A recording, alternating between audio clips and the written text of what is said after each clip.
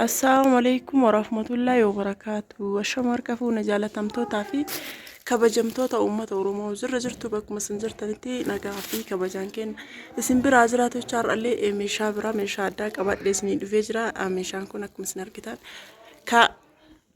maashooti jechuudha bootaan inni deemu asaasa deema jechuudha maashaallah meeshaa xiqqoo bareedduu birri xiqqeessuudhaan meeshaa baay'ee kan bitameef jechuudha akkana fakkaata maashaallah jedhaati meeshaan kennarraa akkana fakkaata gatii isaatii fi gara meeshaatilee meeshaa xiqqii isin deebisa jechuudha. Akkuma isin beektan carqii firaashii kana akkaataa barbaadaniin aynata barbaadaniin hojjechiisan jechuudha. Akkuma fedha abbaatitti isin ammoo kararii loomii kanaan jechuudha kan isin filatte loomii kanaan filatte guutuu isaa kana jechuudha. Kana guutuu isaa loomii naa ta'u naan jette kun ammoo iyyuu akkanuma jechuudha diizaayiniin isaa.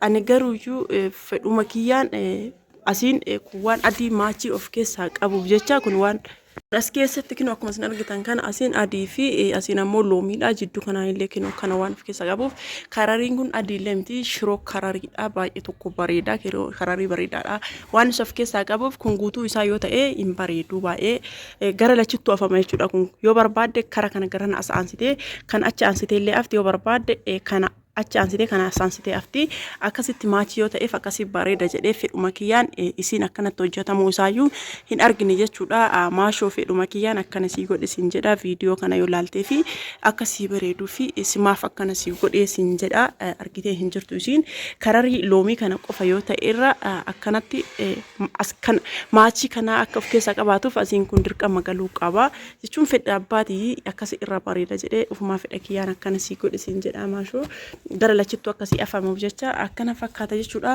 maashaallah baay'ee bareeda karariin kun kararii bareedaadha anuyyuu jaaladhe jira jechuudha karariin kun baay'ee bareeda jechuudha loomii kararii namni hin jaalanne hin jira jedhee tasumayyuu hin yaadu kararii bareedaadha loomii karariin baay'ee tokko bareeda jechuudha akkuma isin argitan kana hedduu bareeda jechuudha gatii isaallee hin beektanii namni akkana fakkaata jechuudha maashaallah baay'ee bareeda garaan isaa keessi waan isin ajaa'ibu yoo laaltanii garaa isaa keessi baay'ee tokko bareeda jechuudha kuni carqiin garaan isaa keessi kun isboonjeedha carqiin garaa isaa keessaa jechuudha carqiin kun baay'ee furdaa ka ta'e jechuudha baay'ee furdaadha garaan isaa keessi akkasuma hin bareedaallee jechuudha carqii irraallee akkasuma bareeda yoo carqii godhani waan furdaa ta'ee fi ol guutee bareeda jechuudha akkana fakkaata carqiin isaa garaan isaa keessi kinoo akkana fakkaata akka isboonjiiti jechuudha isboonjillee miti yabbuudha carqii yoo galu akkasuma bareeda jechuudha kun garaa isaa keessaa kun duuba kun garaa isaa keessaa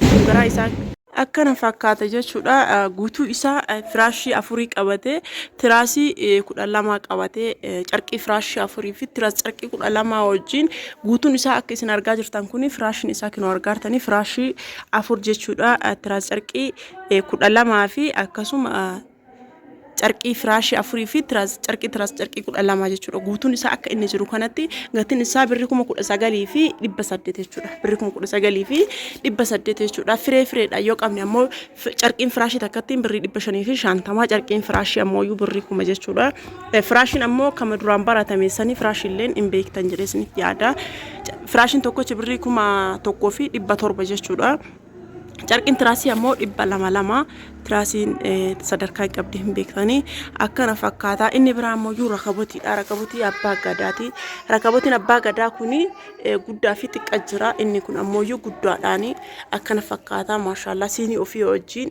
akkasuma maandajaa ofii qabatee bareedee isinii dhufee jira jechuudha akkana fakkaata sufraalleen akkuma isin argaa jirtan kana sufraan kuni sufraa bareedaadha amma isa kanaan bitaa jira jechuudha namni hedduu jaalatanii jiranii sufraa bareedaadha akkana fakkaata ufumaa kiyyaa biteef malee isiin kana kamargaa bitinaan jette kamargaa akkuma isin beektan faashin isaa taree jira namni martuu kama margaa bitata keessattuu jechuudha warroon rakabotii diimlaayitii bitan isa kana bitaa isin jedha inni kun ka diimlaayitii qabuun illee hin jira warroonni rakabotii mastaawotii bitatan kana malee hin bitatina sufraan margaa sun faashin isaallee taree jira baay'eellee hin bareedu irraallee hin bareedu faashin isaallee taree jira akkasuma marga san namni baay'een yeroo ol seenu balbalarra fa'a buusan akkasuma iddoo bashannanaa uumama buusanii waan gatiin qannasuuf jecha isa bitan malee amma inni illee gatiin dabalee waan jiruufi isa san hin bitatina sufraa rakabotii barbaadan yookiin kanaan bitadhaas ni jira.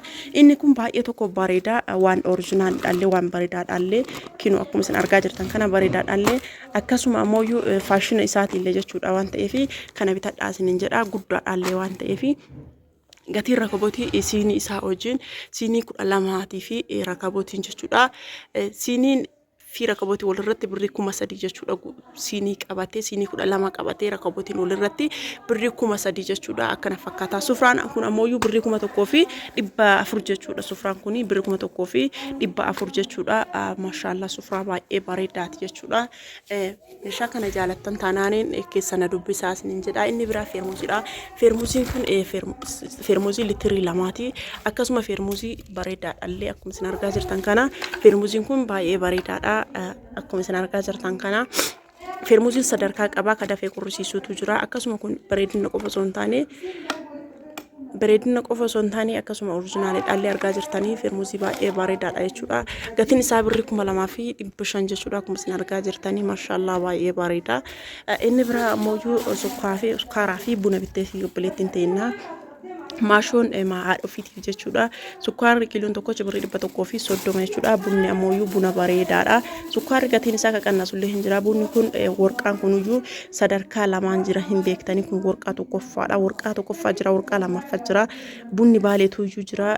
Buna gosa garagaraatu jira jechuudha. Birrii 450 yoo barbaadan jechuudha. Bunni birrii 300 fooyillee hin jira, ka 300 illee hin jira. Haga 200 hin jira jechuudha. Buna fokkataan tokko birrii 200 fi 50 immoo akkasitti illee hin jiru jechuudha. Akkuma isin bitattanitti garuuyyuu maatii keessaniif barbaadan haga dandeettan kiiloo tokko illee ta'e lama illee ta'e buna warqaa akkana fakkaata jechuudha. Inni biraa jookii maayikaadha. Jookii maayikaan kun baay'ee jaalatamaadha hin beektanii akkasuma bareedaadhallee. Jookii maayikaan kun oriijinaalinatii qaballee jechuudha. Hiikaan isaallee hiikaa bareedaadha. Akkasuma immoo gatiin isaallee gatii bareedaadha jechuudha. Akkuma isin argitan kana kinooti. Jookiin maayikaan kun burcuqqoo isaa wajjin bareedee isin dhufee jira. Inni illee burcuqqoo isaa wajjin gatiin isaa birrii 3,000 ta'uu yaadattanii. Kun ammoo laastikii waan irra galeef malee kana caalaa bareeda. Laastikii waan gubbaa jiruuf isin daalacheessa jechuudha. Akkuma isin argitan kana burcuqqoo 6 qaba jechuudha.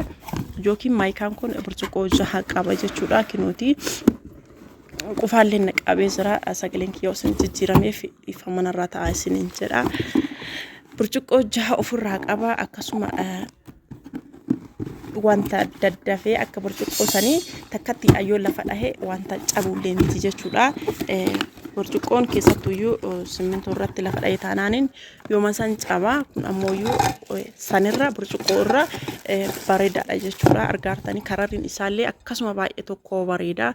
Karariin isaa ajaa'ibaa baay'ee bareeda. Akkuma isin argitan kana maashaallah baay'ee bareeda jechuudha. Bareedduudha. Argaa jirtanii mikinoo baay'ee bareedduudha jechuudha. Namoonni bitachuu barbaadan isallee bitadhaa isiniin jedha. Gatiin isaa birrii 3,000 jookii isaa wajjin burcuqqoo 6 wajjin jechuudha. Hedduu bareeda jechuudha. Akkuma isin argitan kana argaartanii baay'ee bareeda jechuudha. Akkasuma ammoo adagaallee akka burcuqqoo irra jechuudha. Burcuqqoo irrallee maayikaadha. Burcuqqoo miti laastikiillee miti maayikaadha jechuudha. Baay'ee tokko bareeda argaartanii. Hedduu bareeda waan ta'eef namoonni bitachuu barbaadan bitadhaa isiniin jedha. Meeshaan dabalaa jira waan ta'eef daddafaatii warroonni bitachuu keessan hin oolle dafaatii bitadhaa. Meeshaan hin dabalaa jira waan ta'eef namoonni bitachuu barbaadan bitadhaatii. Yoo ammoo ammatti galuu hin barbaanne illee bitadhaatii maatii keessan nama amantanirra bira kaayadhaa isiniin jedha. Erga bitachuun keessan hin oolle bitadhaa. Meeshaan ammoo baay'ee dabalaa wanta jiruuf dafaatii bitadhaa isiniin jedha. Warroonni bitachuudhaaf karoora qabdanii bitadhaatii kaayadhaa. Bitattanii yoo kaayattan irra isinii wayya isiniin jedha. Meeshaan adagumaan dabalaa deemaa jira isiniin jedha. Meeshaan akkana fakkaata. Meeshaan kennarraa akkana fakkaata. Akka jaalattan ammoo abdii qabaa. Jaalattan jedheellee yaada. Namoonni jaalattan keessan na dubbisaa isiniin jedha. Lakkoofsi bilbilaa kiyya duwwaa 972 duwwaa 2519 irratti eloo yoo jettan telegiraamiin kiyyallee iimoolleen waasaappiilleen kanuma jechuudha. Wanta guutuyyuu jookiin kun ammoo deebi'ee jechuudha. Karariin isaa dura kana qofaa amma ammoo kararii adii wayitiin illee dhufee jira jechuudha. Isuma kana ta'e jechuudha. Adii tokkoon illee dhufee jira. Yoo barbaadan gurraacha tokko illee hin jira jechuudha. Adiin sun hagana hin bareedu diimaa kanatu irra bareeda. Garuu inni sun illee hin bareeda. Namoonni bitachuu barbaadan isaan illee bitachuu hin dandeettan isiniin jedha. Inni biraa ammoo namni feermuuzii warqaammaa gaafataa jirtan. Feermuuzii warqaammaan baay'ee tokko waddadee jira. Kana osoo hin taaneen qaamni isaa guutuun kan warqaammaatiin jechuudha. Baay'ee tokko dabalee jira. Kana yoo barbaadan kanaan hin argattan isiniin jedha. Akkana fakkaata isiniin jedha. Warroonni ammoo maatii keessaniif sarpiraayizii garaagaraa qabdan akka barbaadanitti maatii keessan bira isiniif geessa isiniin jedha. Warroonni ammoo jechuudha keessan na dubbisa nama jalaa hin dubbattu naan jettan sagalee naa kaayaadha. Maaliif jennaaneen yeroo baay'ee yeroo isin bilbiltan boota hojii online irraa bahee hojiidhaaf deemaa yeroo sanitti nan argattanii isinitti ammoo waan waamu isinitti fakkaachuu danda'a. Ani garuu argee miitii kakaasuu diduu yookaan ammoo hojiirrallee jiraachuu danda'a jechuudha. Maaliif online irra galgala deebi'a waan ta'eef ani guyyaa online irra oolu galgala irra deebi'a sababa hojiitiif jecha. Galgala ammoo sagalee yoo isin keettan sagalee keessan isiniif deebisa jechuudha. Garuu namatti bilbilaa miskoolaa jechuudha. Bilbilaa nama jalaan dubbattu jettanii namoonni aartanillee baay'eetu jira. Warroonni akkasii sun sagalee naa kaayaa isiniin jedha. Wanta barbaadan nagafachuu barbaadaniin sagalee naa kaayaa yookiin ammoo naa bilbilii jedhaayyuu sagalee naa kaayaa yookiin naa barreessaayyuu ani yeroo san argee isin jalaa isiniif deebisa jechuudha. Yoo isin ammoo zim jettanii bilbiltanii ani sa'aatii isin bilbiltan sana hin argu waan ta'eef na argachuu hin dandeettanii sababa hojiitiif jecha biratti hin argamu waan ta'eef nan argattan jechuudha. Akkana fakkaataa carqii firaash yoo barbaadan kararii barbaadaniin jijjiirratii natti mul'isaa isiniin jedha. Kararii barbaadaniin ajajachuu hin dandeettanii kararii tokkocha qofa argitanii kararii tokkocha saniin irra deddeebitanii ajajatina. Namoonni baay'een carqii maan dura waraabee gadhiisee saniin diimaa saniin isumaan irra deddeebitanii jaalataa jirtanii. Garuu yoo nagaafattanii kararii baay'ee isiniif marata jechuudha. Karariin babbareedaan ajaa'ibaatu baay'ee jira. Innis diimaan sunillee hin bareeda mircaa nama baay'ee ta'ee jira. Nama baay'eetu kararii diimaa abbaa gadaa saniin namni baay'eetu jaalatee jira. Sirriidha garuu inni sun hin bareeda. Yoo barbaadan kararii biraallee isin filachiisa. Yoo keessan na dubbistan isiniin jedha. Naannawa an ka jiraadhu Shaashamannedha. Garuu bootaa isin barbaadan guutuu isiniif geessa isiniin jedha. Haasaa isin dheeressee jira. Dhiifama guddaallee narraa ta'aati. Haasaa isin dheeressee jira. Kararii loomiin kun baay'ee tokko jaalatamaadha. Amma hin bareeda jechuudha. Baay'ee bareeda. Kararii loomii kana namni hin jaalanne hin jira jedhee tasumayyuu hin yaadu. Baay'ee tokko bareeda. Kararii loomii kana namni hin jaalanne hin jira jedhee tasumayyuu hin yaadu. Maaliif kun adii miti adiidha jettanii nam tokko yoo isin kadabbaru ta'e adiidha miti. Kararii shiroo kararii malee adiidha miti. Maashaallah kararii baay'ee bareedudha jechuudha. Namni barbaadan kanaanillee ajajadhaa isiniin jedha. Isa kanaan nam tokko qofatuyyuu ajajate. Nama kana qofa ajajate jechuudha. Kararii abbaa gadaa saniin ammoo nama baay'eetuyyuu ajajatee jira. Ajajni kan hin baaneef kan ajajatanii jiranillee nama hedduudha jechuudha. Namoonni barbaadan kararii biraallee isiniif waraabaa kararii biraallee of biraa qaba jechuudha.